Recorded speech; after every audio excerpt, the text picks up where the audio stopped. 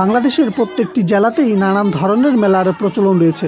স্থান বিশেষে রয়েছে কিছু বিখ্যাত মেলা, যা ওই স্থানের নামেই অত্যন্ত সুপরিচিত। বাংলাদেশের দেশগ্রামে সাধারণত ধর্মীয় উৎসবকে কেন্দ্র করেই মেলা অনুষ্ঠিত হয়। তবে উপলক্ষ যাই হোক না কেন, মেলা বাঙালি সমাজ ও মানুষের নিকট খুব জনপ্রিয় ও আনন্দের দিন।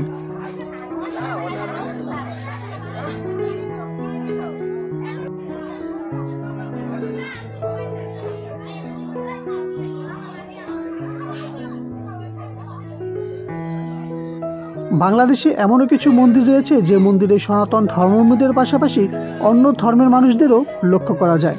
হিন্দুদের সাথে সাথে এই মন্দিরে মুসলিম ভক্তরাও মানত করে থাকেন। সকল ভক্তের পরম আশ্রয়স্থান এই মন্দির। কথা বলছি বাংলাদেশের 100 বছরের মন্দিরের কথা। এই মন্দিরের দেবতা ভীষণ জাগ্রত, কাউকে খালি হাতে ফেরান না। এই মন্দিরের দেবতার নাম মহাদেব।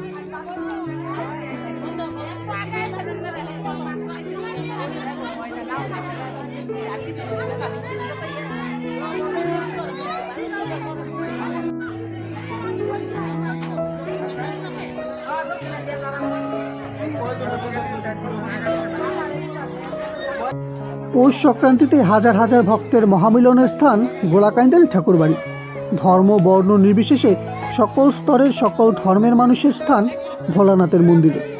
ধানের ছড়া, মোমবাতি, আগরবাতি, ফল ও বাতাসা ছিটিয়ে মানত করে থাকেন শত শত ভক্তরা।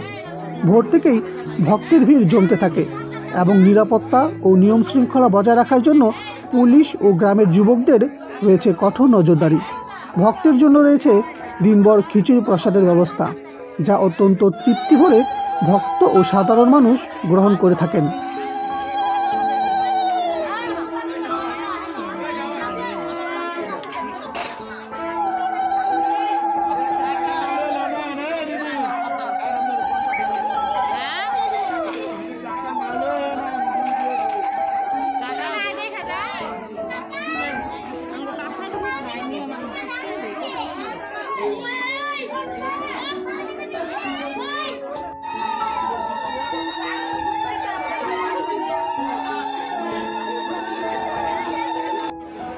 নারায়ণগঞ্জ জেলার বিখ্যাত ও শত বছরের ঐতিহ্যের সাক্ষী গোলাকান্দেল মেলা, যা এই ঠাকুরবাড়ির বংশধরাই সূচনা করেছিলেন। একসময় এই গ্রামে শত শত হিন্দু পরিবার ছিল, যা আজ সময়ের পরিক্রমায় বিলুপ্ত। নামমাত্র 4 থেকে 5টি হিন্দু পরিবার রয়েছে এই গ্রামে এবং ঠাকুর পরিবারের বংশধরাই 7 পুরুষ ধরে এ মন্দিরের পুজো অর্চনা পালন করে আসছেন।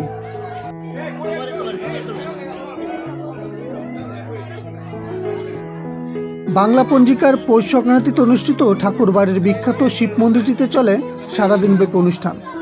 অনেক ভক্তরা এই মন্দিরটিকে ঠাকুর পণ্ডিতের আশ্রম অথবা বুড়াবুড়ি ঠাকুর পণ্ডিতের মন্দির নামেও চিনে থাকে। ভোর থেকে সন্ধ্যা পর্যন্ত চলে মানতের অনুষ্ঠান। মূল পূজাটি অনুষ্ঠিত হয় রাত 8টা থেকে 9টার মধ্যে। এই মন্দিরের অন্যতম মূল আকর্ষণ শূকর বলি, যা দেখার জন্য শত শত ভক্ত ও সাধারণ জনগণের আগমন ঘটে এই ঠাকুর পণ্ডিতের উঠোনে। এই সময় ঢাকের তালে, ধূপটি হাতে ভগবান শিবের আরতি ও উলুর ধ্বনিতে মুখর থাকে পুরো মন্দির প্রাঙ্গণ।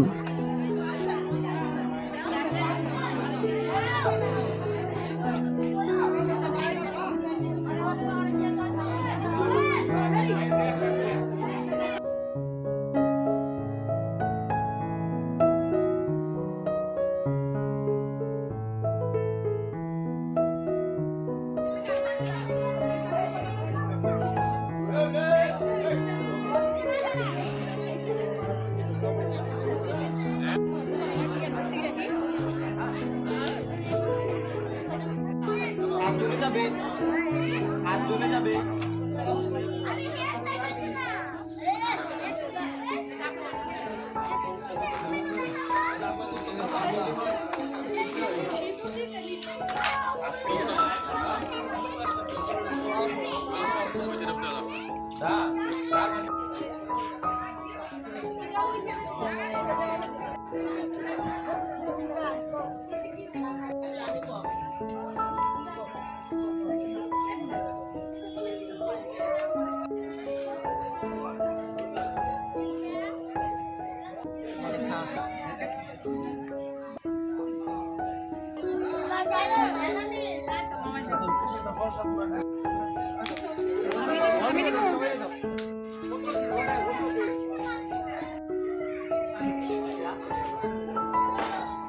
কাকা একটু সরো না কাকা।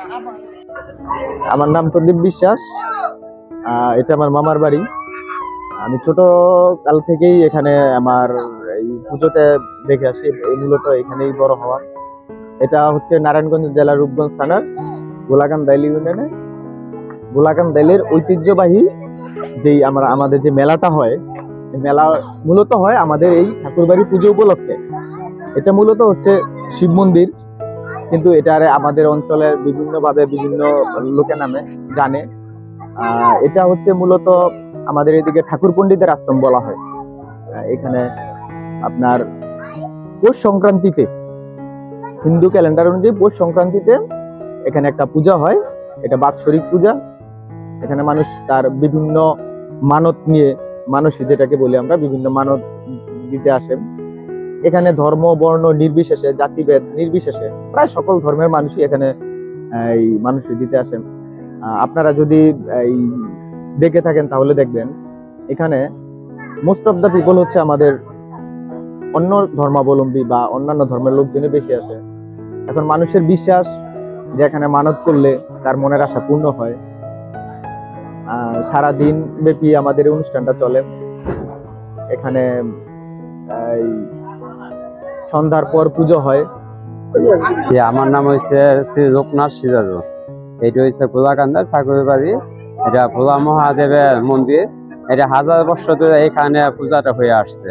আমাদের পূর্বপুরুষ 7 পুরুষ থেকে এখানে পূজাটা হয়। এখানে পৌষ সংক্রান্তির দিন বাৎসরিক অনুষ্ঠান, তখন ভক্তবৃন্দ দূর দূরান্ত থেকে আসে এবং মোটামুটি অনেকদিন পর্যন্ত হয়। আমাদের এখানে 1 মাস ব্যাপী মেলাটা হয়। এখন হয়তো সময়ের জন্য দিয়েছে মেলাটা এখন মিলে না, কিন্তু আগে 1 থেকে 1.5 মাস মেলাটা হইতো।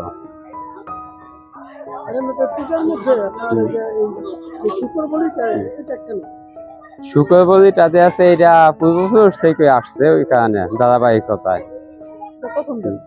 এটা রাত্রে যখন নাকি পূজা হয় তখন দেওয়া হয়। পূজার নিয়ম বলতে আছে মানুষের আগের দিন সংযম থাকতে হয় এবং যা যেটা মান্যত এখানে দেয়। আর এইখানে আগের দিন যে পূজাটা হয় 10 দিন আগ থেকে মানে উপবাস থাকতে হয় এবং নিজে রান্না করে খাইতে হয় এবং প্রতিদিন ওই পূজা হয় 10 দিন বাইটা। নিয়মটা বলতে দেখা যাচ্ছে অনেকে খাসি দিতেছে, অনেকে দেয়াছে পাটা দিতেছে, অনেকে দেয়াছে শুকর দিতেছে, অনেকে মুরগি দিতেছে, অনেকে কবুতর দিতেছে, অনেকে চিনি কলা সোনার বসি, যা যেটা মনে ধরে এই দই দিতেছে। তার মান্যত পূরণ হয়ে যায়, এটা দেওয়া যায়, মনের বাসনা পূর্ণ হয়ে যায়। এইটা হচ্ছে ভোলা মহাদেবের মন্দির, মানে শিব মন্দির আর কি, কিন্তু পুরাপুরি ঠাকুর পণ্ডিত বলে সবাই। পূজাটা হইব সন্ধ্যার পরে রাত্র 10টা পর্যন্ত, হয়তো 7টা থেকে 10টা এর ভিতরে। আর আমাদের বাড়ির একটা আছে, মানুষ এই যে ধানের ছড়া যে দেয়, এইটা কিন্তু দেশে আগের মানুষের বৃষ্টি যাতে না হয়, শীল যাতে না পড়ে, আমাদের কাছে আসতো যাতে রাগ দেওয়ার জন্য। তখন আমরা এটা রাগ দিতাম আমাদের পূর্বপুরুষরা, যাতে ওই সময় যাতে 15 দিন 10 দিন যাতে বৃষ্টি না হয়, ধান দেওয়ার সিজনটা মানে এই শীল যাতে না পড়ে, এটা রাগ দেওয়া হইতো। এজন্য আমাদের টাইটেলটা সিরাজু টাইটেল।